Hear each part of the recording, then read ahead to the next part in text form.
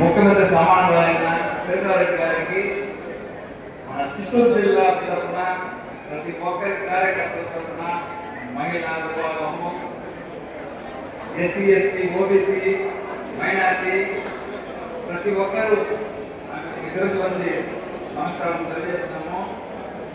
అవి ఇక్కడ వచ్చినందుకు చాలా సంతోషంగా ఉంది. మామూలుగా గ్రామ స్థాయిలో ఇప్పుడు కొత్తగా ఒక రెడ్ బుక్ అనేసి ఒక కొత్త పథకం ఒకటి వచ్చింది. ఎక్కడ వచ్చింది? గ్రామ స్థాయిలో నుంచి వచ్చింది. రాష్ట్ర స్థాయి వరకు ప్రతి ఒక్క కార్యకర్త ఈరోజు గ్రామంలో ఏదైనా ఒక చిన్న మాట మాట్లాడి ఒక అధికారికి చెప్పాలన్నా రెడ్ బుక్ పరిపాలన వస్తుంది.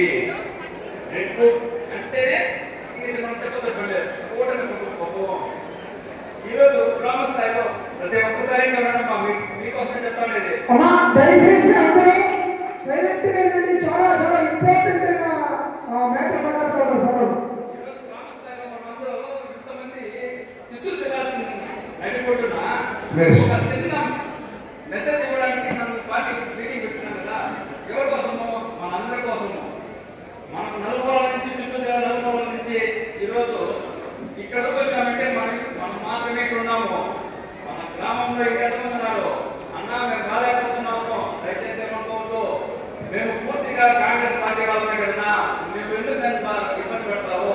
ఈరోజు మీరు పోన్నా మేము వస్తాము, మీ ఎందుకంటే మేము ఉంటాము అనేసి అన్నా మీరు చెప్పాను. గంగారు మండల స్థాయిలో 22 సంవత్సరాలు నేను పార్టీకి నిజాయితీగా కష్టపడితే ఎంతో మంది నాయకులు వచ్చినారు, పోయినారు. ఎమ్మెల్యేలు, ఎమ్మెల్సీలు, మండల స్థాయి నాయకులు, జెడ్పీటీసీ, సర్పంచ్లు, ఎంపీటీసీలు వీళ్ళందరూ కూడా మమ్మల్ని చూస్తారు, గౌరవిస్తారు. ఈ లేకుండా కాదు, మేము పార్టీలో ఉన్నామన్నా దయచేసి మమ్మల్ని అర్థం చేసుకోండి, మేము రాలేకుండా పోతా ఉన్నాము అనేసి ఈరోజు రెడ్ బుక్ పరిపాలన జరుగుతాం కదా. దానికి కారణం ఎవరండి? మనమే కదా. అంటే రాష్ట్ర స్థాయిలో కానీ, జిల్లా స్థాయిలో కానీ, గ్రామ స్థాయిలో కానీ ఈరోజు మనం చాలా ఇబ్బంది పడుతున్నాం. బయట చెప్పుకోలేకుండా ఉన్నారు.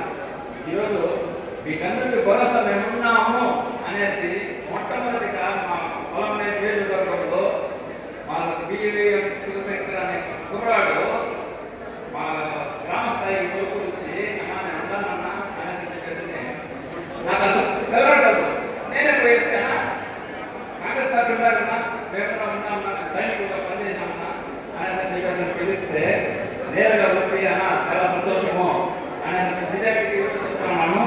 మేము ఏ పదవి ఆశించి ఈ పార్టీ పదవి రాలేదు. మేము మనస్ఫూర్తిగా కష్టపడుతున్నాము. మా నిజాయితీ ఉంది. మా పార్టీ కూడా తెస్తామనేసి అహర్నిశలు కష్టపడతామనేసి